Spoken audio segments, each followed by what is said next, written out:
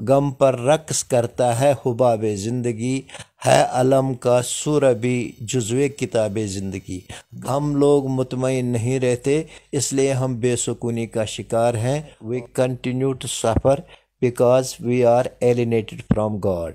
आदाब नाजरीन, आप देख रहे हैं डेली कश्मीर स्टोरी। मैं आबिद इब्राहिम आपकी खिदमत में हाजिर।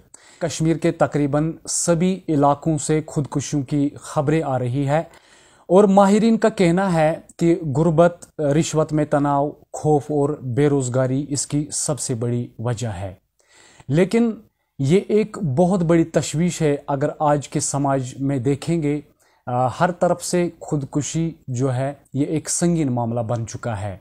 तो इसी मौजू पे हमारे साथ बात करने के लिए एक मेहमान है तो जो तारुफ के मोहताज नहीं है। वस्ती कश्मीर के मीरवाइज हमारे साथ इस प्रोग्राम में हैं, मौलाना सैयद अब्दुल लतीफ़ बुखारी साहिब।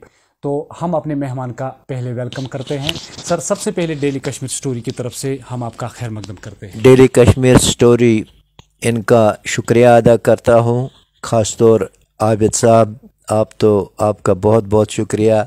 आप बहुत अच्छी तरह से जो हमारे समाजी मसाइल हैं इनको उबारते हैं और आसान तरीके से अपने प्रोग्राम पेश करते हैं। एक संगीन मामला जो है वो खुदकुशी है, लेकिन आपसे जानने की कोशिश करते हैं कि लोग खुदकुशी क्यों करते हैं। एक ऐसा बुनियादी सवाल है जिसका सामना हम सबको ज़िंदगी में कभी ना कभी करना पड़ता है। तो इस पर आपसे रिस्पॉन्स लेने की ज़रूरी कोशिश करेंगे। देखिए, बुनियादी तौर अल्लाह ने जो ये दुनिया बनाई है, इस दुनिया में अगर खुशी है तो इसके साथ गम भी है, अगर आराम है तो इसके साथ तकलीफ़ भी है, अगर सेहत है तो इसके साथ बीमारी भी है, अगर फूल है तो इसके साथ कांटा भी है।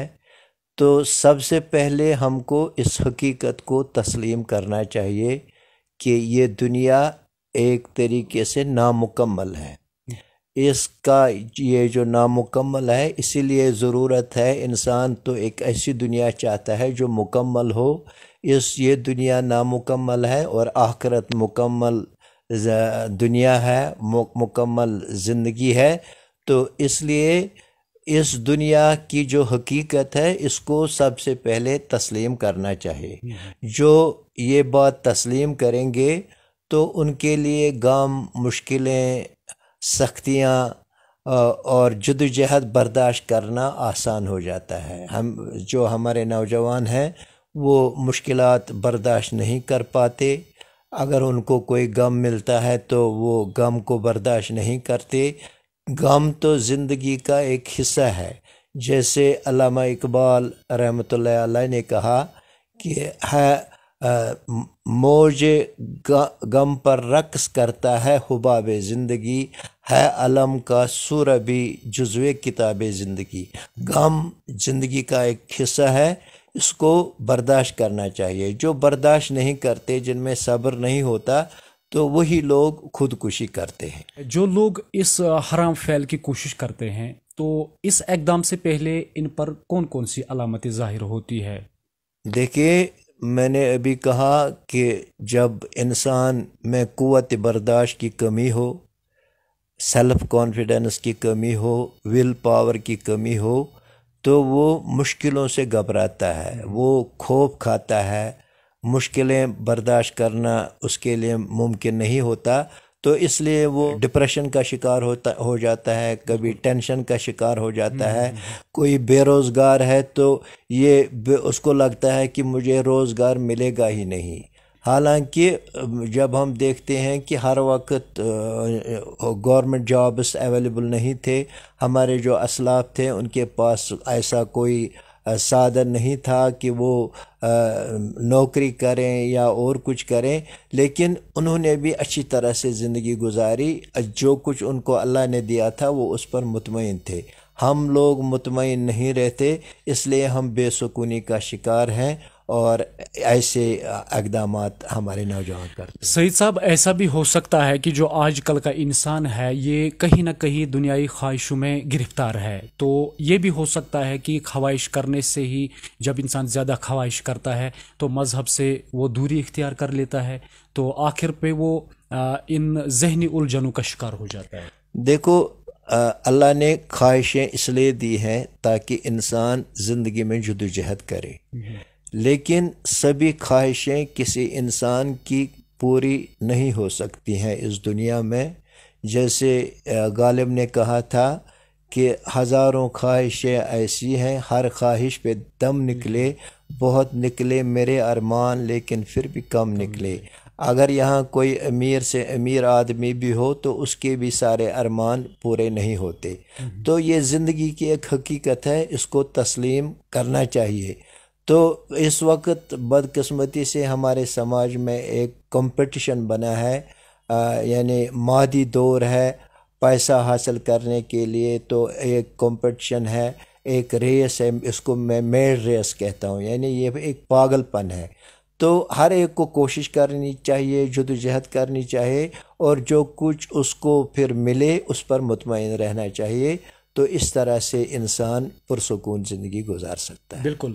اب مذہب اسلام کی بات کرتے ہیں، تو اسلام کی نگاہ میں یہ جو خودکشی ہے کتنا بڑا سنگین جرم ہے یہ؟ دیکھیے، قرآن کہتا ہے کہ اپنے آپ کو ہلاکت میں مت ڈالو، اور اسی طرح دوسرے انسان کو بھی قتل نہیں کیا جا سکتا، اور قرآن میں ہے کہ من قتل نفسا بغیر نفس او فساد فی الارض فکنما قتل الناس جميعا، جس نے بلا وجہ کسی کی جان لے لی اس نے گویا پوری انسانیت کی جان لے لی۔ اس لیے قتل ہر طرح سے اسلام میں حرام ہے، جس طرح دوسرے کا قتل حرام ہے اسی طرح اپنے آپ کو مارنا، خودکشی کرنا یہ بھی حرام ہے۔ حدیث میں ہے کہ اگر کوئی زہر کھا کر اپنی زندگی کا خاتمہ کرتا ہے تو وہ قیامت تک جو اس کی روح ہے، جو وہ زہر کی تلخی ہے، وہ قیامت تک اس زہر کی تلخی کو محسوس کرے گا، جہنم میں محسوس کرے گا۔ اگر کوئی کسی اونچی جگہ سے اپنے آپ کو گراتا ہے، جو تکلیف اس کو گرانے سے ہوتی ہے تو وہ تکلیف وہ جہنم میں محسوس کرے گا، زندگی بھر محسوس کرے گا۔ اس لیے خودکشی ہر حیثیت سے اسلام میں حرام ہے۔ چونکہ کشمیر میں اگر اس سنگین جرم کی بات کریں گے تو خودکشی کے اس رجحان میں روز بروز ہمیں اضافہ دیکھنے کو مل رہا ہے۔ تو ایز آپ سینٹرل کشمیر کے میر وائز ہے، تو کس چیز کو آپ مانتے ہیں کہ یہ اس کی سب سے بڑی وجہ ہو سکتی ہے؟ تو دیکھیے، بے روزگاری بھی ایک وجہ ہے، ہم اس سے انکار نہیں کر سکتے۔ تو دوسری وجہ یہ ہے کہ جو ہمارا نوجوان ہے وہ خدا سے دور ہو گیا ہے۔ ہماری جو اخلاقی قدریں تھی کشمیر میں پچھلے 1990 سے جو نامساعد حالات رہے، تو ہماری جو اخلاقی قدریں ہیں ان کا ایروجن ہو گیا ہے، ہم خدا سے دور ہو گئے ہیں۔ ایک مفکر کا قول ہے، "We continue to suffer because we are alienated from God"۔ ہم خدا سے دور ہو گئے ہیں، اس لیے ہمیں مشکلات کا سامنا کرنا پڑتا ہے۔ روزگار کے لیے تو حکومت کو چاہیے کہ نوجوانوں کا جو یہ روزگار کا مسئلہ ہے ان کو روزگار ملنا چاہیے، مناسب روزگار جو جس کے اہل ہے ویسا روزگار ملنا چاہیے۔ لیکن اگر حکومت کا روزگار نہ ملے تب بھی کوشش کرنی چاہیے کہ انسان اپنی ٹانگوں پر کھڑا ہو جائے۔ بہت سے دنیا میں بہت سے امکانات ہیں جن کو انسان استعمال کر کے بہت آگے جا سکتا ہے۔ سعید صاحب، سماج میں ہمارا کیا فریضہ ہے جس سے ہم اس سنگین جرم سے یا خودکشی جو ہے تو جس کی شرح ہم زیادہ دیکھنے کو مل رہی ہے، تو سماجی فریضہ کیا ہے جس سے ہم اس کو روک سکتے ہیں؟ دیکھیے، جو ہمارے نوجوان ہیں اکثر تو یہ دیکھنے میں آیا ہے کہ نوجوانوں میں ہی زیادہ خودکشی کا رجحان پایا جاتا ہے۔ تو اس کے لیے بہت سی وجوہات ہو سکتے ہیں، کہیں گھریلو تشدد اس کا ذمہ دار ہے، کہیں بے روزگاری اس کا ذمہ دار ہے، کہیں جو سماج میں جو یہ کمپٹیشن چل رہا ہے تو یہ بھی اس کے لیے ذمہ دار ہے، اور جو نوجوانوں کی جو سوچ بنی ہے پچھلے نامساعد حالات میں یہ بھی اس کے لیے ذمہ دار ہے۔ ہمیں مل جل کر کوشش کرنی چاہیے کہ جو اس وقت جو جرائم کا گراف بڑھ رہا ہے، خودکشیوں کا گراف بڑھ رہا ہے، ڈرگ ایڈکشن بڑھ رہا ہے، تو ہمیں مل جل کر کوشش کرنی چاہیے کہ ہم اپنے سماج کو سدھار سکیں اور سماج کو جو اچھی راہ ہے اس پر لگا سکیں۔ تو دیکھنے والے جو ہمارے ناظرین ہیں یا خاص کر جموں کشمیر کی جو عوام ہے، ان کے لیے as Mir wise of central Kashmir آپ کی طرف سے خوبصورت پیغام کیا رہے گا آخر پہ؟ میرا پیغام یہی ہے کہ ہم سب اللہ تعالیٰ سے جڑ جائیں، ہم اپنے اخلاق، اپنے کردار درست کریں، جو ہمارے سماجی مسائل ہیں ان مسائل کو مل جل کر ہم حل کریں، ہم ٹھیک کریں، ہم امن سے رہیں، چین سے رہیں، محبت سے رہیں اور اپنے بچوں کو صحیح راہ پر لگائیں۔ ایک عنوان تھا خودکشی پہ اور بہت ساری باتیں ہوئی جس میں ہمارے ساتھ وسط کشمیر کے میروائز سید عبداللطیف بخاری صاحب تھے، جنہوں نے بہت اچھی باتیں بتائی کہ کیا وجوہات ہو سکتے ہیں کہ آج خودکشی کا جو یہ سب سے بڑا جرم ہے جو ہمیں سماج میں دیکھنے کو مل رہا ہے، تو اس کو کیسے روکا جا سکتا ہے اور کون سے ریزنز ہو سکتے ہیں کہ ہمارے نوجوان لڑکے لڑکیاں زیادہ سے زیادہ اس کے شکار ہو جاتی ہے۔ لیکن ہمیں پورا یقین ہے کہ آپ کو یہ پروگرام بہت اچھا لگا ہوگا، آپ سے بھی ریسپانس لینے کی کوشش کرتے ہیں۔ آپ کامنٹ باکس میں اپنی سجیشن بھی ہمیں دے سکتے ہیں۔ تو ملتے ہیں اگلے شمارے میں، تب تک دیجیے عابد ابراہیم کو اجازت۔ آپ دیکھتے رہیے ڈیلی کشمیر سٹوری۔ خدا حافظ۔